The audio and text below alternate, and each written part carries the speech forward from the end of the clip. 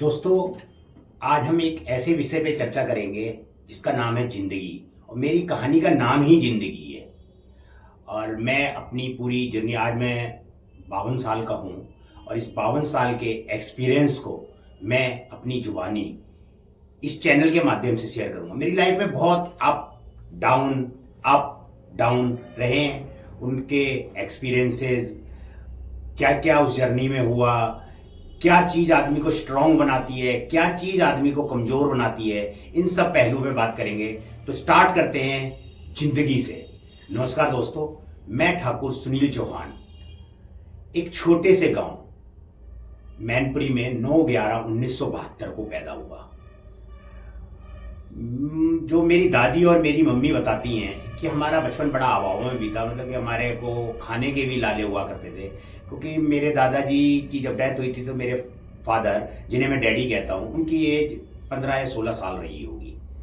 और वो बहुत शरारती थे। तो उस जमाने में, पुराने जमाने में, बचपन में ना बच्चों को गवर्नमेंट उठा के ले जाया करती थी, जिससे बच्चा पलटन करती थी, वहीं वो उनकी परवरिश करती थी, पढ़ाती लिखाती थी और फौज में भर्ती कर देती थी। तो मेरे फादर फौज में भर्ती हो गए थे। तो मेरे फादर की जो सिपाही रैंक की जो तनख्वाह थी, उससे हमारे घर का खर्चा चला करता था। तो हमारी जो बचपन की पढ़ाइयाँ, 2 सेकंड क्लास तक मैं शायद मैनपुरी में पढ़ा। उसके बाद कुछ दिन मथुरा पढ़ा, तो कुछ आगरा पढ़ा। फिर कुछ साल में 3-4 साल दिल्ली पढ़ा। फिर 2-3 साल में भरतपुर पढ़ा। जब भरतपुर में मैंने 11वीं क्लास पास की तो उसके बाद मेरे फादर का ट्रांसफ़र पठानकोट के पास एक छोटी सी जगह ऊंची वसी में हो गया। मेरे जो छोटे भाई थे वो सारे आर्मी स्कूल में पढ़ते थे और मैं प्राइवेट स्कूल में पढ़ता था। तो वहाँ पे कोई प्राइवेट स्कूल नहीं था।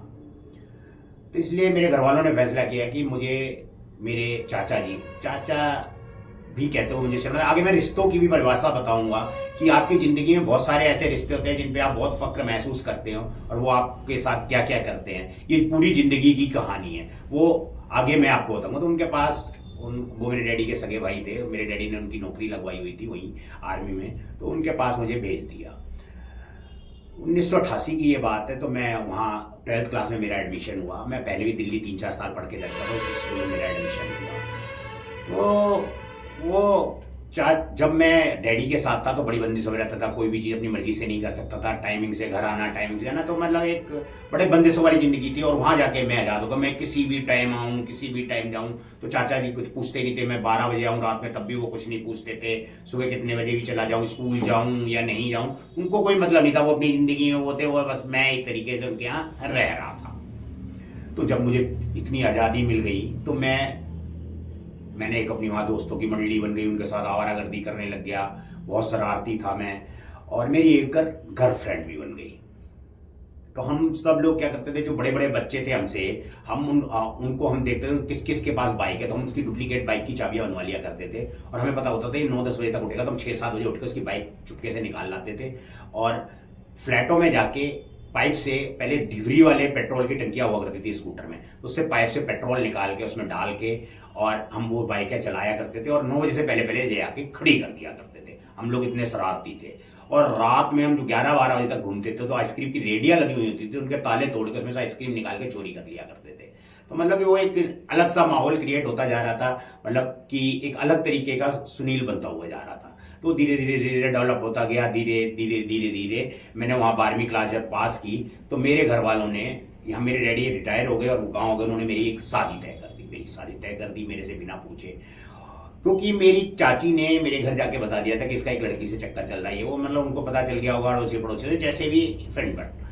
तो मेरे घर वालों ने मुझे नहीं बताया और उन्होंने शादी वादी तय कर दी। और मुझे एक हफ्ते पहले गाँव बुला के मेरे कपड़े वपड़े सब छुपा दिए।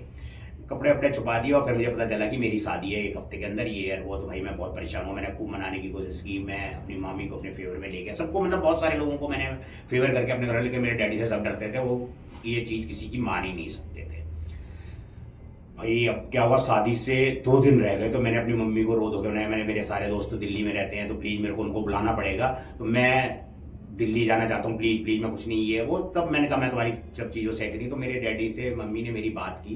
तो मुझे एक ड्रेस प्लस 100 रुपये और एक मेरी उम्र के मेरे मामा जी थे, उनको मेरे साथ भेजा के जाइए कार्ड वार्ड बांट आएगा जाके। भाई मुझे कार्ड थोड़ी बांटने थे, मुझे तो सिर्फ अपनी गर्लफ्रेंड से मिलना था और मुझे वो करना था। मैं तो बहुत अपने आप को चालू समझता था, और इस दुनिया में कोई चालू वालू होता नहीं है। ये भी आगे हम डिस्कस करेंगे कि इस दुनिया में जो अपने आप को चालू समझता है वो सबसे बड़ा बेवकूफ़ होता है। तो भाई गए हम दिल्ली, तो मैंने तो कैसे भी मुझे करके, उससे मोबाइल का तो जमाना नहीं था, किसी से अप्रोच लगा के अपनी गर्लफ्रेंड को बुलाया। तो दिल्ली में एक बहुत फेमस जगह है तालकोटा गार्डन, जहाँ लड़के लड़कियाँ मिला करते थे। ऐसे बहुत सारी जगह है, बोंटा है, मतलब कि बुद्धा गार्डन है, तो हम तालकोटा गार्डन मिला करते थे।